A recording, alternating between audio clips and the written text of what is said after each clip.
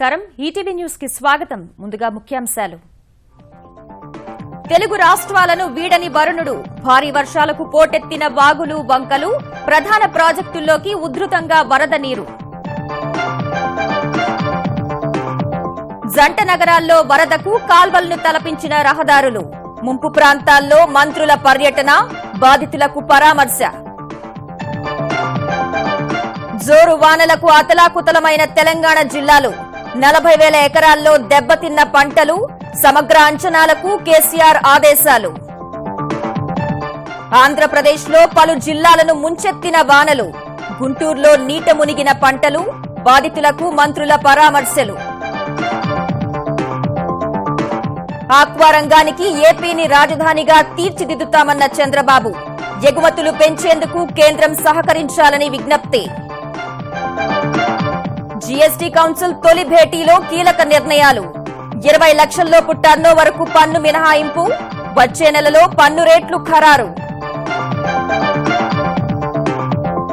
Rafale యుద్ధ విమానాల కొనుగోలుకు ఫ్రాన్స్తో భారత్ ఒప్పందం మొత్తం వ్యయం 59,000 కోట్లు 3 ఏళ్లలో తొలి విడత విమానాలు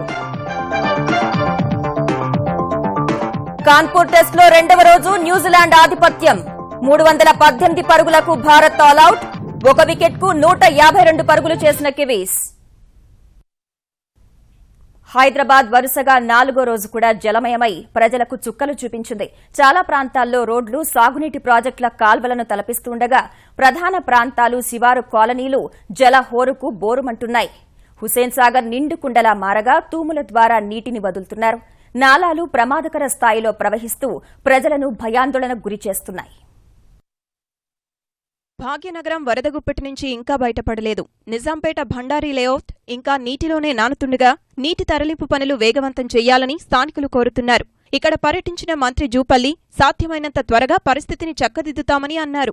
ధరణినగర్లో చెరువు పొంగి ఇళ్లు నీట మునిగితే రోడ్లపై నడుములోతు నీరు ప్రవహిస్తోంది. గచ్చిబౌలి, మాదాపూర్, రాయదుర్గం, చందానగర్, మియాపూర్ ప్రాంతాల్లోని కాలనీలు చెరువులను తలపిస్తున్నాయి. అనేక బహుళ అంతస్తుల భవనాల సెల్లార్లు నీట మునిగాయి. హుసేన్ సాగర్లోకి వరద పోటెత్తగా లుంబిని పార్కులోకి వరద నీరు వచ్చి చేరింది.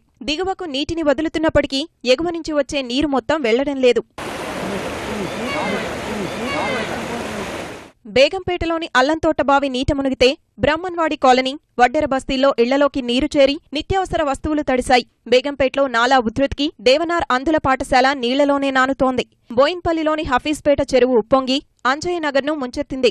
ఇళ్లలోకి నీరు చేరి పిల్లలు, వృద్ధులు కంటిమీద కునుకు లేకుండా గడుపుతున్నారు. అల్వాల్ చెరువు, మచ్చబొల్లారం, మొలకల చెరువులు పూర్తిస్థాయిలో నిండగా వరద నీరు సమీప కాలనీలను ముంచెత్తింది. భారతీ కాలనీలోని నివాసాల్లోకి నీరు చేరగా స్థానికులు ఇళ్లు ఖాళీ చేసి వెళ్లారు. అల్వాల్, మోత్కుంట, కొత్త చెరువుల నాలాలను పరిశీలించిన పురపాలక శాఖ మంత్రి కేటీఆర్ బాధితులను అన్ని విధాలా ఆదుకుంటామని హామీ ఇచ్చారు.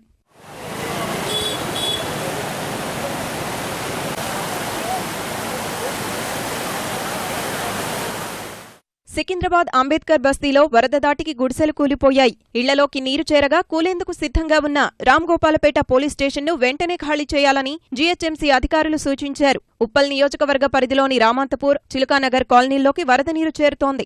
నాగోల్, వనస్థలిపురం, హైత్నగర్, బిఎన్ రెడ్డినగర్ ప్రాంతాల్లో రోడ్లు జలమయమయ్యాయి. వనస్థలిపురం, గౌతమినగర్లో ఇళ్లలోకి నీరు చేరగా మోటార్ల సాయంతో నీటిని బయటకు తోడేశారు. దిల్సుఖ్ నగర్లో పలు కాలనీలలో ఇళ్లలోకి నీరు చేరింది. చాదర్ఘాట్లో రాకపోకలు స్తంభించాయి.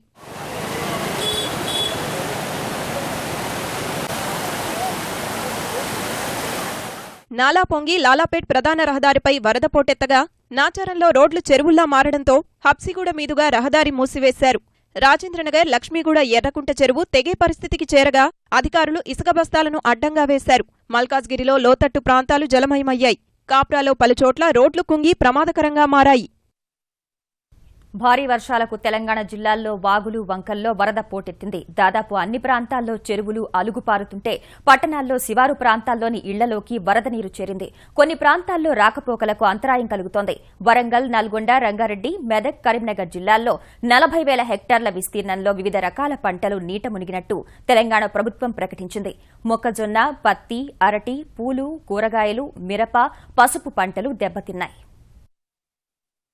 భారీ వర్షాలకు వరంగల్, ఖమ్మం, నల్గొండ, మెదక్, నిజామాబాద్, కరీంనగర్, రంగారెడ్డి జిల్లాల్లో చెరువులు, కుంటలు నిండి జల కళను సంతరించుకున్నాయి. ప్రధానంగా వరంగల్ నగరం వరద తాకిడికి విలవిల్లాడింది. హన్మకొండ, కాజీపేట, హసన్పట్టి ప్రాంతాల్లో రోడ్లు తటాకాల్ని తలపించాయి. Ashok colony, revenue colony, forest కాలనీలు జల దిగ్బంధమయ్యాయి. వరంగల్ అండర్ రైల్వే బ్రిడ్జ్ వద్ద వాహనాల రాకపోకలు స్తంభించాయి. హన్మకొండ రామ్నగర్ నాలా ఉప్పొంగి పలు కాలనీలను ముంచెత్తింది. మోకాళ్లలోతు నీళ్లలో అడుగు తీసి అడుగు వేయలేని పరిస్థితి నెలకొంది. గోపాలపూర్ 100 అడుగుల రోడ్డు సమీప కాలనీలను వరద చుట్టుముట్టగా ప్రజలు డాబాలపై ఉండిపోయారు. హన్మకొండ ప్రధాన రహదారిలో భారీ వృక్షం నేలకూలి దేశాయిపేట, ఎంహెచ్ నగర్లలో కరెంటు సరఫరాకు అంతరాయం కలిగింది. చిన్న వడ్డేపల్లి చెరువులోకొస్తున్న వరదతో బ్యాంక్ వివర్స్ కాలనీలు జలమయమై చేనేత మగ్గాలు నీటిలో మునిగాయి. వరదతో మత్తడి పోస్తున్న భద్రకాళి, వడ్డేపల్లి చెరువులు ప్రమాదకర స్థాయికి చేరుకున్నాయి. ఉప ముఖ్యమంత్రి కడియం శ్రీహరి, మేయర్ ముంపు ప్రాంతాల్ని సందర్శించి సహాయ చర్యలకు ఆదేశించారు.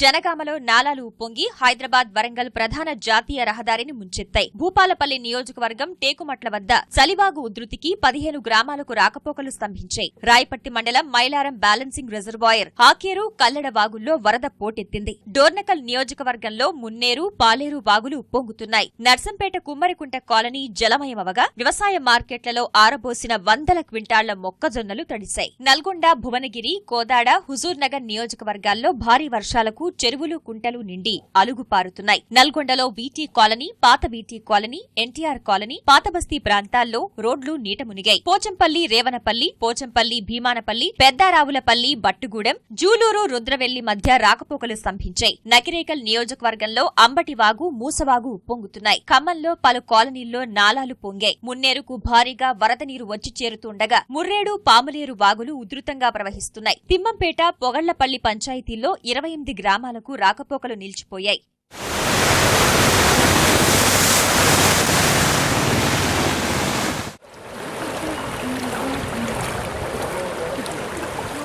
మెదక్ జిల్లాలోని బొల్లారం చెరువు పొంగి పొర్లుతుంటే పసుపులేరు వాగు ఉధృతంగా ప్రవహిస్తోంది. సంగారెడ్డిలో లాల్సాబ్ గడ్డ, చంద్రమౌళి నగర్, శాంతినగర్, చాణిక్య నగర్లలోని ఇళ్లలోకి నీరు చేరింది. రామచంద్రాపురం నాగులమ్మ గుడి వద్ద వరద నీరు జాతీయ రహదారిపైకి చేరగా రాకపోకలకు తీవ్ర అంతరాయం ఏర్పడింది. కోహీర్, జహీరాబాద్ మండలాల్లో ఎగువ కురుస్తున్న వానలకు కొత్తూర్ నారెంజ ప్రాజెక్టుకు వరద నీరు ఉధృతంగా వస్తోంది. నర్సాపూర్ నుంచి సంగారెడ్డి వైపు వస్తున్న కారు వరదలో కొట్టుకుపోతుండగా అందులోని వారు చాకచక్యంగా తప్పించుకున్నారు.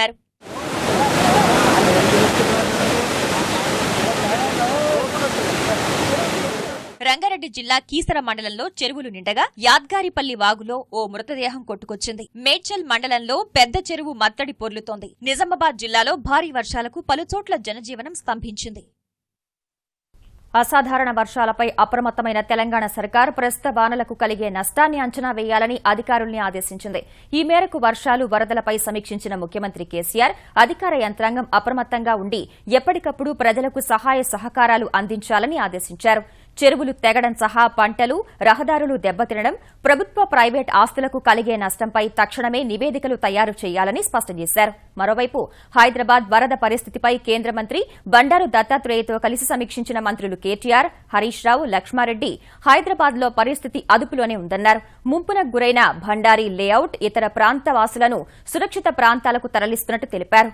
వరద నీరు నిలిచిపోవడానికి చెరువులు, నాలాల ఆక్రమణలే కారణమని చెప్పిన వారు ఇందుకు సంబంధించి అక్టోబర్ 5 నాటికి సమగ్ర నివేదిక ఇవ్వాలని జీహెచ్ఎంసీ అధికారులను ఆదేశించారు.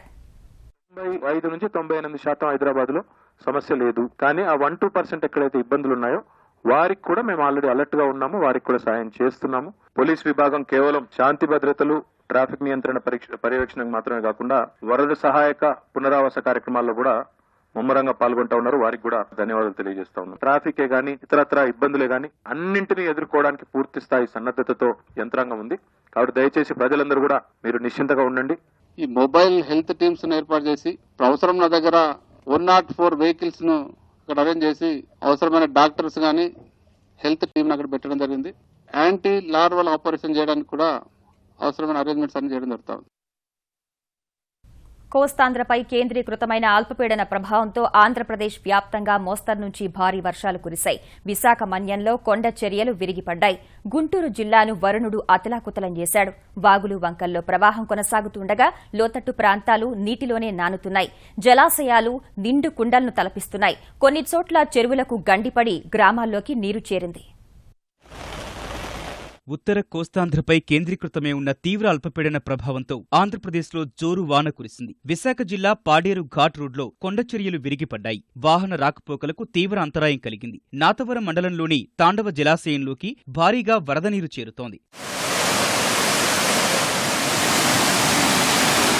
శ్రీకాకుళం జిల్లాలో 2 రోజులుగా విస్తారంగా వర్షాలు పడుతుండగా మడ్డువలస జలాశయం 7 గేట్లు ఎత్తి 50,000 క్యూసెక్కుల నీటిని నాగావళిలోకి వదులుతున్నారు. తోటపల్లి ప్రాజెక్టు నుంచి 3,800 క్యూసెక్కులు, వంశధార ప్రాజెక్టు 7 గేట్ల ద్వారా 7,000 క్యూసెక్కులను విడుదల చేస్తున్నారు. విజయనగరంలో కొన్ని చోట్ల దుకాణాల్లోకి నీళ్లు చేరాయి. పశ్చిమ గోదావరి జిల్లా పోలవరం మండలంలో నక్కలవాగు, కొవ్వాడ కాలువలు ఉధృతంగా ప్రవహిస్తున్నాయి. చింతలపూడి మండలం ముక్కంపాడులో చెరువు పొంగి ఒకరు గల్లంతయ్యారు. జంగారెడ్డిగూడెంలో భారీ వర్షాలకు చెరువులకు గండ్లు పడ్డాయి. గురువాయిగూడెంలో చేపల చెరువుకి గండిపడగా చేపలను పట్టుకునేందుకు గ్రామస్తులు పోటీ పడ్డారు.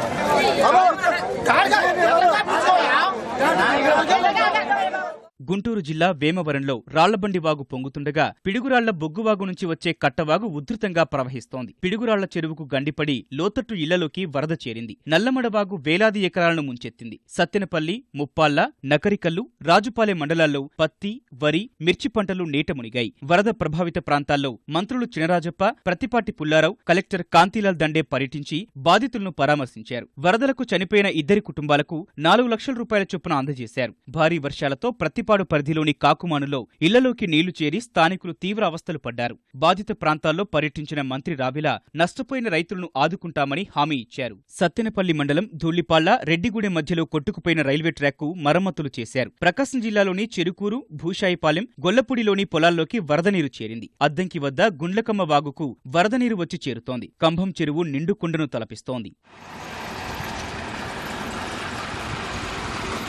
కర్నూలులో కురిసిన వర్షాలకు కడప జిల్లాలో కుందు నది ఉధృతంగా ప్రవహిస్తోంది. నంద్యాలలోని మద్దిలేరులో వరద నీరు చేరి దళితవాడ జలమయమైంది. భీమవరం వెళ్లే వంతెన నీట మునిగింది. 4 రోజులుగా ఎడతెరిపి లేకుండా కురుస్తున్న వర్షాలతో తెలుగు రాష్ట్రాల్లోని ప్రాజెక్టులు జల కళను సంతరించుకున్నాయి. 2 రాష్ట్రాల్లోని ప్రధాన ప్రాజెక్టులోకి భారీ స్థాయిలో నీరు చేరుతోంది.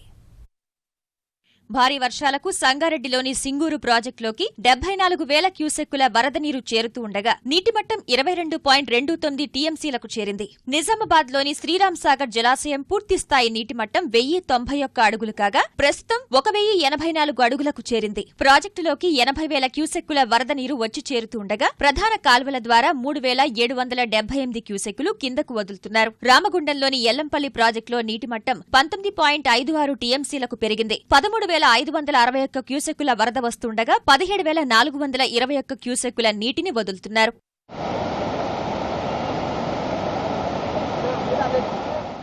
కృష్ణానదిలో వరద పరవళ్లు తొక్కుతోంది. మహబూబ్ నగర్లోని జూరాల జలాశయంలోకి 60,000 క్యూసెక్కుల వరద వస్తుంటే 45,600 క్యూసెక్కులు వదులుతున్నారు. జూరాల నుంచి వచ్చే 45,600 క్యూసెక్కులు శ్రీశైలంలోకి చేరుతుండగా 8,890 క్యూసెక్కుల నీరు దిగువకు వదులుతున్నారు. శ్రీశైలం గరిష్ట నీటిమట్టం 885 అడుగులు కాగా ప్రస్తుతం 875 అడుగులకు చేరింది. ఇక పులిచింతల ప్రాజెక్టు పూర్తి సామర్థ్యానికి నీరు చేరగా 1,80,000 క్యూసెక్కుల నీరు చేరుతోంది. అంతే మొత్తం దిగువకు వదులుతున్నారు.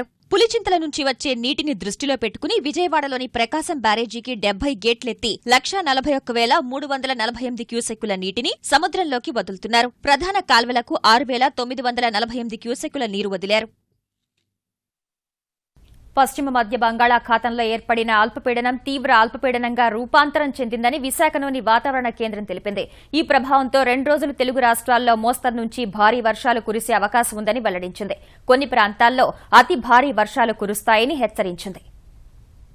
ఉత్తరాంధ్రాకి దగ్గరలో కేంద్రీకృతమైనటువంటి ఈ తీవ్ర అల్పపీడన ప్రాంతం దృష్ట్యా రానున్న 24 గంటల్లో కూడా ఒక మోస్తరు నుంచి భారీ వర్షం కోస్తాంధ్రలో పలు చోట్ల కురిసే అవకాశం ఉంది.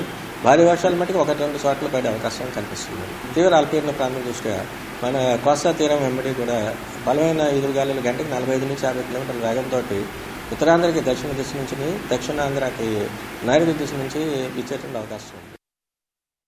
ప్రపంచ ఆక్వా రంగానికి ఆంధ్రప్రదేశ్ను రాజధానిగా చేసేందుకు తాము పూర్తి స్థాయిలో చర్యలు చేపడుతున్నామని, ఇందుకు కేంద్ర సహకారం అవసరమని ముఖ్యమంత్రి చంద్రబాబు కోరారు. చైనా కంటే ఎక్కువగా భారత్కు ఈ రంగంలో పురోగతి అవకాశాలు ఉన్నాయని, విశాఖలో అంతర్జాతీయ సముద్ర ఆహారోత్పత్తుల ప్రదర్శనను కేంద్ర మంత్రులు వెంకయ్యనాయుడు, నిర్మలా సీతారామన్లతో కలిసి ప్రారంభించిన తర్వాత చెప్పారు. ఆక్వా ఉత్పత్తులకు మరింత విలువ వచ్చేలా ఉండే చర్యలకు కేంద్రం అత్యధిక ప్రాధాన్యమిస్తోందని కేంద్ర మంత్రి వెంకయ్య తెలిపారు. There is no insurance as on today for aquaculture. This is one sector they have to bring under agriculture. They have to give insurance also. Then it will have stability. They have to network best countries in the world, giving guidance for laboratories. And also whenever there is a disease, one is giving incentive. Another is promoting industry. Ultimately, by using technology, we can control maximum losses. If you can control disease, this is the best industry. We don't have any problem at all.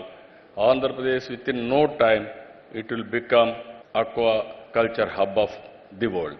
Even China cannot compete. We can benchmark with China, Australia or Japan or any other country. Here we need your cooperation for that. Value addition is the need of the hour, because value addition brings cheers to the farmers. They will be the benefited. Without farmer, we are not there. We may be reformers, but unless farmers are there, what is there for you to perform or reform? So you need to really support the farmers. One way is value addition. The government of India, because under the dynamic of leadership of the Prime Minister, he want, as I told you, reform, perform and transform. In every sector, he want to bring value addition. పరిశ్రమల నుంచి వెలువడే కాలుష్యాన్ని తగ్గించేందుకు చర్యలు తీసుకుంటున్నామని ముఖ్యమంత్రి చంద్రబాబు విశాఖలో తెలిపారు. ఇదే సమయంలో పరిశ్రమల ద్వారా అభివృద్ది అవసరమన్నది గుర్తుంచుకోవాలన్న చంద్రబాబు, పరిశ్రమలు రాకూడదని దుష్ప్రచారం చేయడం తగదన్నారు. కృష్ణానదిలోకి కాలుష్యం చేరకుండా నివారణ చర్యలు చేపట్టామన్న ఆయన, విశాఖలో సముద్రాన్ని కాలుష్యరహితంగా చేసేందుకు కూడా చర్యలు చేపడుతున్నామని వివరించారు. మరోవైపు ఆక్వా రంగం అభివృద్దికి నిపుణులతో ఒక కమిటీ ఏర్పాటు చేస్తున్నామని సీఎం వెల్లడించారు. రొయ్యలు, చేపలు ఈ రెండు కానీ మనం సరిగా చేస్తే GSTP contribution, GDP contribution, import substitute, employment వస్తుంది. నేను ఈరోజు కమిటీ కూడా ఇస్తున్నాను. మనకుండే రిసోర్సెస్ అన్ని ఎట్లా ఉపయోగించుకోవాలి, రెగ్యులేషన్ ఎట్లా చేయాలి, క్లియరెన్సెస్ ఏ విధంగా టైం బౌండ్ ప్రోగ్రామ్ ప్రకారం ఇవ్వాలి, డిసీజ్ రాకుండా లేటెస్ట్ టెక్నాలజీ, సెన్సార్స్ పెట్టడం, పొల్యూషన్ కంట్రోల్ చేయడం, అదే మరి అడ్వాన్స్ ప్లానింగ్ చేసుకోవడం, ప్రపంచంలో ఉండే బెస్ట్ ప్రాక్టీస్ అన్ని తీసుకురావడం, ఈ ష్రింప్ అండ్ చేపల పెంపకానికే కాకుండా డిసీజ్ ని కంట్రోల్ చేయడానికి, హీట్ పెంచడానికి ఏమేమి ఉన్నాయి అవన్నీ తీసుకొస్తాం. ఫిషరీస్ సెక్టర్ ని ఫాస్ట్ ట్రాక్ లో పెట్టి అభివృద్ధి చేస్తాం. పేదల అభ్యున్నతి కోసం ఆంధ్రప్రదేశ్ ప్రభుత్వం అహర్నిశలు పాటుపడుతోందని ముఖ్యమంత్రి చంద్రబాబు అన్నారు. పేదల కోసం అక్టోబర్ నుంచి చంద్రన్న బీమా తీసుకొస్తున్నట్టు చెప్పిన ఆయన, రేషన్ కార్డులు, పింఛన్లు తొలగిస్తామంటూ వస్తున్న పుకార్లు నమ్మవద్దని సూచించారు. విశాఖ పాతవాడలో జేఎన్ఎన్ యుఆర్ఎం కింద నిర్మించిన నివాస సముదాయాన్ని ప్రారంభించిన చంద్రబాబు, రాష్ట్రంలో ప్రతి ఇంటికి వంట గ్యాస్ ఇచ్చే బాధ్యత ప్రభుత్వం తీసుకుంటుందన్నారు. అక్టోబర్ 2 నాటికి పట్టణ ప్రాంతాల్లో ప్రతి ఇంటికి మరుగుదొడ్లు నిర్మిస్తామన్న ఆయన, వచ్చే ఏడాదిలో 71,000 ఇళ్లు పూర్తి చేస్తామన్నారు. గాజువాకలో హౌస్ కమిటీ వేసి 12,000 ఇళ్లను క్రమబద్దీకరిస్తామన్నారు.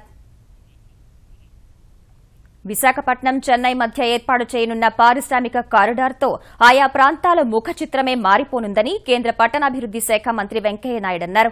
విశాఖలో ఏర్పాటు చేసిన భారత అంతర్జాతీయ వాణిజ్య మేళాను కేంద్ర వాణిజ్య మంత్రి నిర్మలా సీతారామన్తో కలిసి ప్రారంభించిన వెంకయ్య, పశ్చిమ బంగాల్, విశాఖ వాణిజ్య సమాఖ్యలు కలిసి పనిచేసేందుకు ముందుకు రావడంపై హర్షం వ్యక్తం చేశారు. Bengal Chamber of Commerce and Vizag Chamber of Commerce coming together is also an important development, because in the future also the trade between Bengal, Orissa, Andhra Pradesh, Tamil Nadu, thanks to the Commerce Ministry, they are taking various initiatives to develop various growth centers. As far as the Vizag advantages are concerned, you have a port, good cargo base, you have an airport, you have a railway junction, you have more than anything else well behaving people. ఓటుకు note case విచారణపై high court ఇచ్చిన స్టేను రద్దు చేసేందుకు supreme court నిరాకరించింది. ఈ మేరకు Vaikapa MLA Alla Ramakrishna Reddy దాఖలు చేసిన ప్రత్యేక సెలవు కాలిన పిటిషన్ను తోసిపుచ్చిన సుప్రీంకోర్టు 4 వారాల్లోపు విచారణ పూర్తి చేయాలని హైకోర్టుకు నిర్దేశించింది. ఓటుకు నోటు కేసుపై హైకోర్టులో విచారణ జరుగుతున్నందున తాము జోక్యం చేసుకోబోమని సుప్రీంకోర్టు స్పష్టం చేసింది. ఓటుకు నోటు కేసులో ముఖ్యమంత్రి చంద్రబాబుపై ఎఫ్ఐఆర్ నమోదు చేయాలని గతంలో ఏసీబీ కోర్టు ఆదేశించగా ఆయన హైకోర్టుకు వెళ్లారు. ఈ అభ్యర్థనపై విచారణ జరిపిన హైకోర్టు ఏసీబీ దర్యాప్తును 8 వారాలు నిలుపుదల చేస్తూ స్టే విధించింది. ఈ నిర్ణయాన్నే ఆళ్ల రామకృష్ణారెడ్డి సవాల్ చేయగా అన్ని వాదనలు విన్న సుప్రీంకోర్టు 4 వారాల్లోపు విచారణ పూర్తి చేయాలని హైకోర్టును ఆదేశించింది. భారత అమ్ముల పొదిలో మరో కొత్త అస్త్రం చేరనుంది. ఫ్రాన్స్ నుంచి 36 రాఫెల్ యుద్ద విమానాలు కొనుగోలు చేసేందుకు దాదాపు 59,000 కోట్ల రూపాయలతో కేంద్ర ప్రభుత్వం ఒప్పందం చేసుకుంది. గంటకు 1900 కిలోమీటర్ల వేగంతో దూసుకెళ్లే రాఫెల్ యుద్ద విమానాల కొనుగోలుకు సంబంధించి 16 నెలల నుంచి పెండింగ్లో ఉన్న ఒప్పందంపై భారత్, ఫ్రాన్స్ రక్షణ మంత్రులు మనోహర్ పారికర్, జియాన్ యూలీ డ్రెయిన్ సంతకాలు చేశారు. 7.87 బిలియన్ యూరోలు అంటే సుమారు 59,000 కోట్లతో కొనుగోలు చేయనున్న రాఫెల్ ఫైటర్ జెట్లలో 3 ఏళ్లకు తొలి విడత విమానాలు భారత్కు అందనున్నాయి. 5.5 ఏళ్లలో మొత్తం 36 విమానాలు భారత వైమానిక దళానికి చేరనున్నాయి. ఈ ఒప్పందంలో భాగంగా మెటియోర్, స్కాల్ప్ వంటి క్షిపణులు రాఫెల్ యుద్ద విమానాలతో కలిసి భారత వైమానిక దళానికి అందనున్నాయి. వచ్చే ఏడాది ఏప్రిల్ 1 నుంచి జీఎస్టీని అమలు చేయాలనే కృత నిశ్చయంతో ఉన్న కేంద్రం అందుకు సంబంధించి ప్రక్రియను వేగవంతం చేసింది. ఈ మేరకు ఇవాళ సమావేశమైన జీఎస్టీ మండలి 20 లక్షల రూపాయల వరకు టర్నోవర్ కలిగిన వ్యాపార వాణిజ్య సంస్థలను పన్ను నుంచి మినహాయించాలని నిర్ణయించింది. ప్రస్తుతం వసూలు చేస్తున్న వివిధ రకాల సెస్సుల్ని జీఎస్టీలోనే కలిపేయాలని తీర్మానించింది. ఈ మేరకు జీఎస్టీ నిబంధనలు, మినహాయింపులు, ఇతర మార్గదర్శకాలపై చర్చించేందుకు ఈ నెల 30న మరోసారి సమావేశం కావాలని నిర్ణయించిన కౌన్సిల్ వచ్చే నెల 17 నుంచి 19 వరకు జరిగే సమావేశంలో పన్ను రేటు, స్లాబ్లపై తుది నిర్ణయం తీసుకోనుంది. జీఎస్టీ వసూల్లో కేంద్ర, రాష్ట్ర ప్రభుత్వాల పరిధులపై కొంత స్పష్టతకు ఇచ్చిన మండలి 1.5 కోట్ల రూపాయలలోపు టర్నోవర్ కలిగిన వారందరి నుంచి రాష్ట్రాలే పన్నులు వసూలు చేయాలని నిర్ధారించింది. ఈటీవీ న్యూస్ సమాప్తం. నమస్కారం.